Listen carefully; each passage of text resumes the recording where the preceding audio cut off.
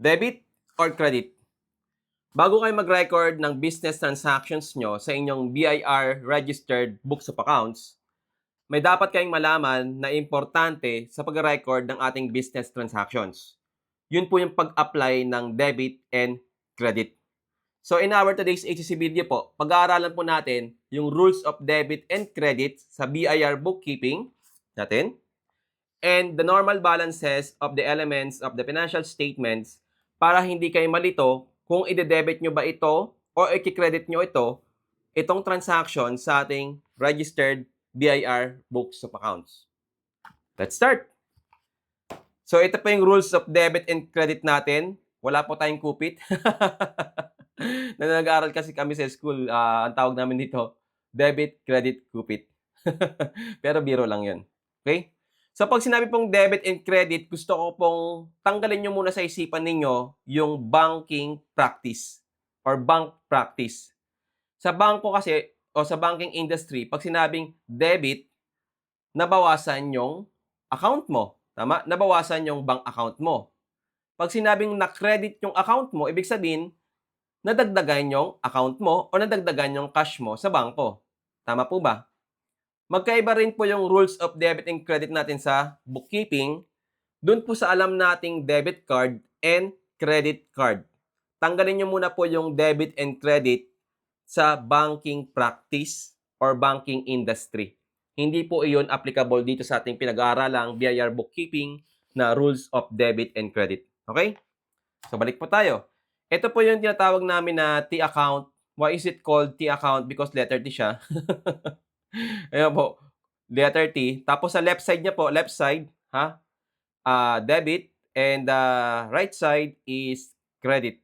So ang rules po natin dito, for every transaction na i-record po natin sa ating books of accounts, diba nag-record tayo dito, dapat yung total debit, ayan po may total tayo sa left side, and sa total credit, dapat po ay balance. Yun po yung tinatawag namin sa accounting na balanse. So kapag nag-record tayo ng business transaction, for example, yung sales natin, dapat yung total debit na ni-record natin sa ating books of accounts ay equivalent dun sa total credit na ni-record natin dito sa same books of accounts natin. So, debit and credit. Yun po ibig sabihin nun. Ngayon, yung ginagawa kasi ng iba, naglilista lang sila dito sa kanilang books of accounts. Example po dito, sa isang column. Yan po. Isang column lang nilalagyan nila ng amount. Kunyari, sales. Example po ito, sales natin na transaction. Yan. Ang ilalagay po nila dito sa isang column lang, yan, sa isang column lang po, ilalagay nila yung sales sa taas, tapos ilalagay nila sa baba yung amount ng sales, for example, 143 pesos. Mali po yun. Kasi ang tamang BIR bookkeeping ay may dual effect. May dual effect yung every business transaction sa ating business. Kaya nga ito may debit and credit. For every business transaction, kapag ni-record po natin siya sa ating books of accounts, at least one debit, at least one, and at least one credit. Okay? So, pag example, dito sa ating sales natin, so ano yung de-debit natin dito, ano yung credit natin? So, medyo nakakalito siya. Yun yung pag-aaralan po natin ngayon further. So, after natin i-record yung total debit and total credit, dapat yung total ng debit and total credit ay equal. And again, tanggalin nyo muna sa isipan nyo yung banking practice or banking industry na debit card, credit card, debit sa account mo, credit sa account mo, hindi po yun applicable dito. Mas malilito kayo kapag pinaghalo nyo yun. Magkaiba po yun dito. So, ito po yung general sample natin ng T account natin. Debit is left side, credit is right side. However, discuss po natin further. Ito po yung double entry accounting na tinatawag natin. Yung ginagawa kasi ng iba, yan, single column lang yung pinipilapan nila ng amount. Ang tawag po doon ay single entry accounting system, which is wrong. Because you cannot make financial statements na required attachments sa annual ITR na ipapasa sa BIR kung single entry accounting system lang gagamitin mo. Kung sales lang, sales na pinipilapan mo, asan yung cash? Asan yung receivable? So wala siyang dual effect. At least two. At least two accounts are affected. Pag sinabing two accounts are affected, ito siya. Asset, liability, equity, income, and expenses. Ito yung tinatawag na accounts or elements of the financial statements. So, i-apply natin yung debit and credit sa bawat accounts or elements of the financial statement. Ang asset, i-increase siya kapag dinebit mo. Magdi-decrease naman kapag kineredit mo siya. Ang tawag po dito sa increase ay normal balance. So, ang normal balance po ng asset natin, example po ng mga asset natin, cash, building, equipment, machinery, inventory natin, kapag dinebit pala natin yung mga assets na yon sa ating bookkeeping, ang ibig sabihin nun sa ating books of accounts, nag-increase yung ating asset. Okay? Kapag dinebit mo, ni-record mong debit yung cash mo sa books of accounts natin, ang ibig mong sabihin doon, may pumasok na pera sa company, nag-increase yung cash. Okay? Ngayon, yung asset, syempre nababawasan din siya. Katulad po nito, kapag nabawasan siya, hindi mo lalagyan ng opening clause parenthesis sa ating books of accounts to signify na nabawasan siya. Mali po yun. Kung gusto nyo siyang bawasan, tignan nyo yung opposite ng normal balance. So, hanapin nyo lang muna yung normal balance. Saan ba siya mag-i-increase? Sa debit side or sa credit side? In this case, asset, mag-i-increase siya sa debit side or left side ng ating T account. So, kung gusto natin siya bawasan, yung opposite side ng debit side ay credit side. Dalawa lang naman yun debit and credit So, pag nakita mo sa books of accounts mo, naka-record yung cash, asset, naka-credit yung cash mo. Ang ibig sabihin ng cash mo na naka-credit sa inyong books of accounts, nabawasan yung pera nyo. Okay? So, hindi nyo pwedeng lagyan ng opening clause parenthesis para sabihin na nabawasan yung asset nyo. No. Sa bookkeeping po natin na rules, dapat po, i-credit mo yung asset mo or cash. Example ng asset ay cash. Para sa bookkeeping natin, ang ibig sabihin nun ay nabawasan.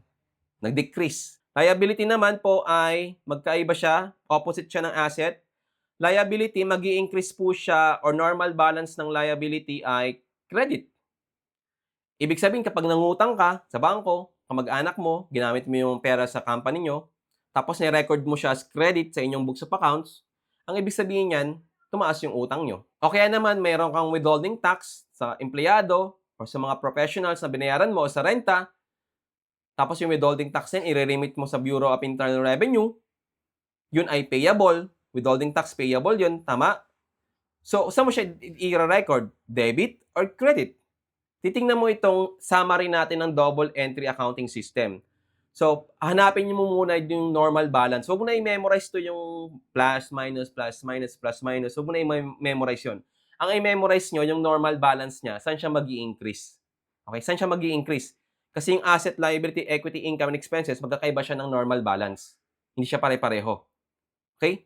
So, sa liability natin, mag-i-increase siya o normal balance niya, credit. So, kapag nangutang tayo, may withholding tax payable tayo from the salaries of our employees or from our suppliers of the goods and services. Example, top withholding agent tayo. Okay, renta, 5% withholding tax. I-record mo yung withholding tax payable sa ating books of accounts na credit kasi tumaas yung ating utang. Ngayon, yung utang natin, binabayaran. Tama? O pag narimitan natin yung payable natin sa Bureau of Internal Revenue, withholding tax natin, anong gagawin mo para mag-reflect sa books of accounts mo na nabawasan? Yun ang keyword, mag-reflect. Kasi nagre-record ka dito ng increase tsaka decrease. Ito yung increase tsaka decrease niya. Kaya mali po yung ginagawa ng iba na isang column lang yung pinipilapan nila. Isang column lang, mali po yun. Isang amount lang, mali po yun. Kasi po dito sa ating rules of debit and credit, dapat yung left side, total, and credit side, total, ay balance. Therefore, for every transaction ng ating business, meron tayong at least one debit affected and at least one credit affected para mag-balance silang dalawa. Okay? At least one. Pwede siyang 2 or more, depende sa transaction, pero at least one. So, i-record mo yung liability na nabawasan sa inyong books of accounts para mag-reflect na nabawasan kasi hindi pwedeng i-narrate mo lang siya na nagbayad ka ng ganito, sinusulat mo lang siya. Ang tawag dun sa sinusulat sa books of accounts, memorandum. Mali po yun. Hindi po memorandum ang pag-record ng business transaction, kundi debit and credit. Okay? Ang recording ng business transaction natin sa ating books of accounts for bookkeeping compliances sa Bureau of Internal Revenue ay using debit and credit. Ito na po yung summary ng debit and credit natin. Liability, kung gusto mo increase, mag-reflect sa books of accounts mo, i-record mo ng increase. I-credit mo siya. Tapos, kapag nabawasan naman yung liability mo kasi nagbayad ka na, Malamang nire-remit yung withholding tax payable sa Bureau of Internal Revenue o kaya nag-loan yung company niyo ta's binayaran na. So, in order to reflect that or to record that as decrease kasi nabawasan na, hindi mo puwedeng sabihin na decrease o I paid my loan or I remitted the withholding tax payable sa Bureau of Internal Revenue tapos isusulat mo dito, mali po 'yun. Ire-record niyo yung transactions na 'yun affecting your business in terms of debit and credit. Okay, na-gets niyo? Debit and credit ang recording ng business transactions, hindi narration. Yung hindi yung parang security guard, may logbook ka, tapos may pumasok, may lalabas, susulat mo. Mali po yun. Ang recording ng business transactions in our books of accounts, whether manual, loose leaf, or computerized, tatlo kasi yan, ay using debit and credit. Bawas, dagdag. Bawas, dagdag lang naman yun eh. Bawas, dagdag. Bawas, dagdag. Ito po yung mga summary natin ng bawas, dagdag. Saan mo siya i-record? Yung asset kapag nadagdagan, debit. Pag nabawasan, credit. Liability naman, pag nabawasan, debit. Kapag nag-increase or nadagdagan, credit. So ito mga debit, credit, debit, credit, debit, credit, huwag niyo tandaan yung plus minus sign. Ang tandaan niyo lang dito yung normal balance, yung may plus sign. Kasi yung opposite side niya, whether debit or credit, ang tawag doon ay decrease na. Okay? Normal balance means increase. Yung opposite side ng normal balance ay decrease. So asset, debit. Liability, credit. Yung opposite side ng asset, normal balance ay credit kasi normal balance of asset ay debit. Gano'n na po kasimple. Hindi niyo po kailangan mag-enroll sa Bachelor of Science and Accountancy or any college degree para malaman yung debit and credit ng bookkeeping natin. Equity naman, example po ng mga equity yung mga investment from shareholders, lalo na kung corporation kayo or sole proprietor at kayo ay namuhunan sa sarili niyong business gamit yung sarili niyong pera, ang tawag doon ay equity or capital. So, 'pag nag-increase yung equity niyo plus credit, ire-record mo siya in terms of debit and credit sa ating books of accounts na credit. Ngayon, yung income natin katulad po nito, sales. Oh, may sales ka. Malamang 'pag nakabenta ka, tataas yung income mo, tama? Sales income, isa lang pagdating sa rules of debit and credit. 'Pag tumaas yung income mo or sales mo, paano mo siya ire-record ngayon sa ating books of accounts? Debit or credit? So, using our rules of debit and credit, it must be credit. Okay? Kapag na-record mo yung income mo sa ating books of accounts, naka-credit siya. Okay? Ngayon naman sa ating expense, parehas lang po siya ng normal balance ng asset. Ayan po. Debit yung ating normal balance. Like for example, meron tayong binayarang salaries, kuryente, tubig, internet. Malamang tataas yung ating expenses. Pag na-record natin yan na increased expenses in our books of accounts, hindi mo nga siya inananarrate. Hindi mo siya ikikwento. Hindi mo siya gagawa ng paragraph or story na nagbayad ka or may business transactions ka. Ang gagawin mo, i-apply mo yung debit and credit, rules of debit and credit, to record your business transactions.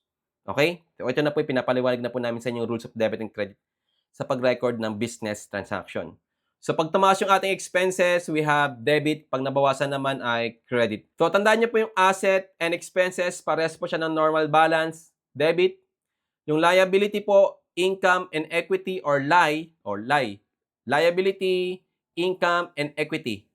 Lie. May normal balance po siyang lahat na credit. Ito po yung normal balance kung saan po siya mag-i-increase na side.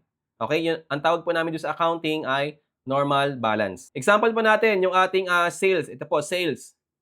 Ang kadalasan na ginagawa ng mga small, micro, business, at hindi naman sila masisisi kasi wala naman silang accounting or bookkeeping knowledge. Kaya lang gusto na din nila mag-comply sa BIR, ayaw nila ma-penalty. Ang ginagawa nila kahit mali, nire-record po nila sa isang column. Isang column lang ginagamit nila. Ito po, isang column lang yan. Tapos nilalagay nila sa taas ng sales. Tapos magkano yung sales, yun nililista nila yung amount. Which is wrong. Kasi sa ating rules of debit and credit, dapat dalawa yung affected. So ano yung account na affected? Pag sinabi pong account affected, asset, liability, equity, income, and expenses. Okay? So dito po sa example natin na sales, ano yung dalawang account na affected? Sales and cash, kung cash yung na-receive nyo. Two accounts are affected. So nag-increase yung sales mo, tama? Nag-increase din yung cash mo, tama? So, i-record mo ngayon dito, example, asset, cash. Dito mo siya lalagay, magkano po yun? 143 pesos. Lalagay niyo po sa debit side ng ating books of accounts. Dito po, sa debit side, 143. Tapos ilalagay niyo yung income or expense, income. Tapos ilalagay niyo sa income or sales, na kasi nag-increase siya sa credit, 143 din.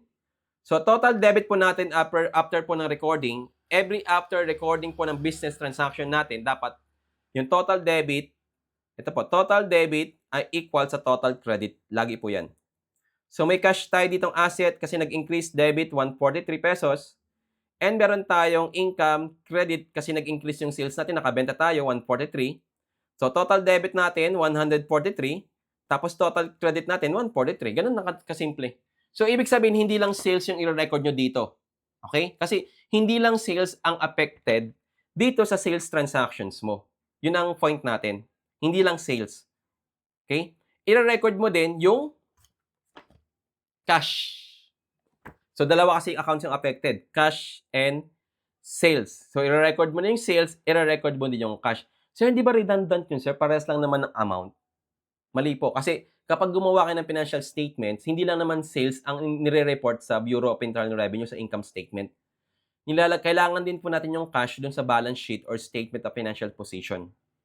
Besides, kahit hindi ka magpasa ng financial statement sa BIR kasi exempted ka, like you choose the 8% income tax rate option or the 40% optional standard deduction, pero gusto mong malaman yung finances ng company mo, dapat meron ka ding record ng cash. Dito mo makikita yon, hindi lang sales. Maliwanag po ba? Okay? Ngayon, yung ating accounts or elements sa financial statement ay naka-general yan, naka-category ng asset, category ng liability, category ng equity, income, and expense. So, category lang po yan. Pero may mga specific yan. Specific asset, specific liability, specific equity, income, and expenses. Doon na po papasok yung ating tinatawag na chart of accounts. At dito po sa ating chart of accounts, sa mga RWB book owner po natin ng bookkeeping, but goods, but service, non-but goods, non-but service, available po yon if you want to learn. May makikita po kayo ditong chart of accounts. Check nyo po. Yan po. Sa mga RWB book owners po natin, ang kagandahan po dito sa ating ginawang chart of accounts, nilagyan na po natin siya ng to increase yung normal balance niya. To increase para di na kayo malito.